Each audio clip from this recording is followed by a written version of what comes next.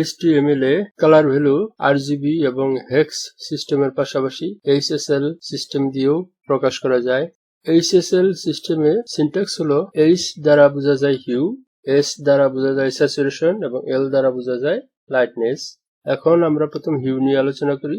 Hugh হলো colour হুইলে কত ডিগ্রিতে আছে সেটার দ্বারা কালারটির হিউ বোঝা যায়।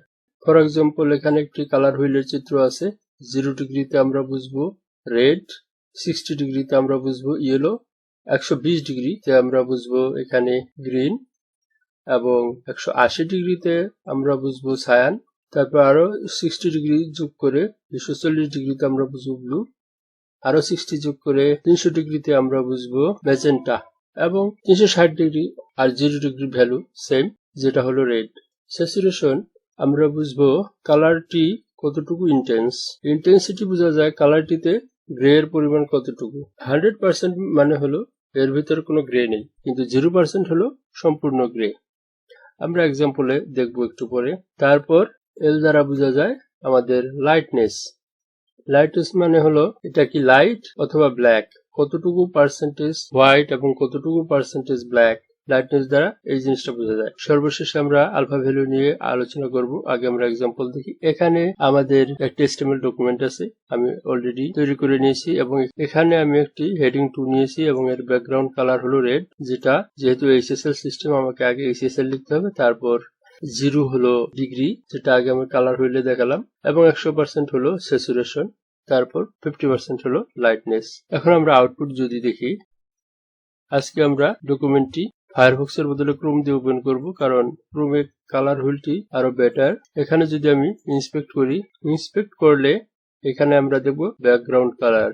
এই স্কোয়ারের উপর যদি আমি ক্লিক দিই, দেখা যাবে এখানে আমার কালারের বিভিন্ন প্যারামিটার দেওয়া আছে, অর্থাৎ HSL। এখানে আমাকে একটু আলফা ভ্যালুটাও বলে নেওয়া দরকার। আলফা ভ্যালুর মান হলো 0 থেকে 1 পর্যন্ত, অর্থাৎ এটা 0.000001 সামথিং লাইক দ্যাট। এখান থেকে শুরু করে 1 পর্যন্ত যে কোনো মান হতে পারে। যেমন আমি এটা যদি আমি কম বেশি করি, দেখেন সংখ্যাটির মান 0 থেকে 1 এর ভিতরে। আলফা ভ্যালু মানে বোঝায় কালারটি কতটুকু স্বচ্ছ। এখন এখানে আমি বলেছিলাম 0 হলো রেড, তারপর 60 ডিগ্রি যদি আমি অ্যাড করি, যদি 6 লিখি, দেখুন এটা গ্রিন ইয়েলো হয়ে যায়। যদি আমি আরো 60 অ্যাড করি অর্থাৎ 120, এটা গ্রিন হয়ে যায়। যদি আরো 60 অ্যাড করি অর্থাৎ 180, তাহলে এটা এখানে যেমন বলেছিলাম সায়ান কালার হয়ে যায়। তারপর আরো 60 যদি অ্যাড করি 240, তাহলে ব্লু হয়ে যায়। এবং তারপর আরো যদি 60 অ্যাড করি, তাহলে আরো 60 অ্যাড করে যদি এটা 300 করি, তাহলে এটা ম্যাজেন্টা কালার হয়ে যায়। এবং পরিশেষে যদি আরো 60 অ্যাড করি, তাহলে এটা এগেন রেড হয়ে যায়। 0 আর 360 ভ্যালু একই। এবং আগে বলেছি এই লাস্ট আলফা, এটা স্বচ্ছতা কতটুকু স্বচ্ছ সেটা বোঝায়, যেমন এটা 0.57। এবং এটা কিভাবে লিখলাম, যদি আমি কোডে লিখতাম কমা দিয়ে 0.57 সেভ অ্যান্ড রিলোড, দেখুন এটা আমার স্বচ্ছতা পরিমাণ বোঝায়। সরি, আমি ভুলে গিয়েছিলাম এই স্যাচুরেশন এবং লাইটনেস এই দুইটি প্যারামিটারের কথা। স্যাচুরেশন দ্বারা আমরা বুঝি কালারটিতে গ্রে এর পরিমাণ। এখন স্যাচুরেশন 100% আছে, অর্থাৎ এইখানে আমার পয়েন্টারটা আছে। 100% মানে গ্রে এর পরিমাণ 0, কোনো গ্রে নেই। এখন দেখুন এর মানটা যদি আমরা পরিবর্তন করি, আস্তে আস্তে কমিয়ে দেই, তাহলে গ্রে এর অবস্থা কি দাঁড়ায়। আমি কমিয়ে দিচ্ছি, দেখুন আমার পয়েন্টারটা কোন দিকে আসছে, এখান থেকে বামের দিকে এবং নিচের দিকে চলে আসছে। এখন আমি 50% এ আছি, পয়েন্টারটা এখানে আছে। এখন 0% এর দিকে যাই, গ্রে এর পরিমাণ বাড়ছে। দেখুন 0% এ নিয়ে আসলাম, এখন 0% আছে, এটা সম্পূর্ণ গ্রে। এটা আবার 100% করে দেই। এখন লাইটনেস এর বিষয়টা বোঝার চেষ্টা করি। লাইটনেস 50% আছে, আমাদের পয়েন্টারটা উপরে ডান কর্নারে আছে। লাইটনেস এর মানে হলো কতটুকু ব্রাইট, অর্থাৎ কতটুকু হোয়াইটের দিকে বা কতটুকু ব্ল্যাকের দিকে আছে। এখন যদি আমরা লাইটনেস বাড়াই,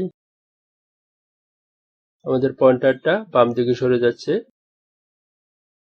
অর্থাৎ কালার ধীরে ধীরে বেশি হোয়াইট হচ্ছে। দেখুন এটা যখন 100% হলো কালারটি পুরোপুরি হোয়াইট, এখানে কোনো কালারই নেই। আবার এটা যদি কমিয়ে আনি, প্রথমে এটা ডান কর্নারে যাবে, আরো যদি কমাই এটা পয়েন্টারটা নিচের দিকে আসবে। দেখুন পয়েন্টারটা নিচের দিকে আসছে, এখন এখানে আছে। এখন জিরোর কাছে নিয়ে আসি, এখন জিরো আছে, পুরোপুরি ব্ল্যাক হয়ে গেল। সুতরাং 50% থেকে যদি আমি বাড়াই এটা ব্রাইটার হবে এবং কমালে ডার্কার হবে। তাহলে আমরা HSLA সবকটি বিষয়ে আলোচনা করলাম। আশা করি HSL ভ্যালু সম্বন্ধে আপনাদের ধারণা ক্লিয়ার হয়েছে। তারপর যদি আপনাদের কোনো প্রশ্ন থাকে কমেন্টে লিখতে পারেন, আমি সাধ্যমতো চেষ্টা করব উত্তর দেওয়ার জন্য। ধন্যবাদ।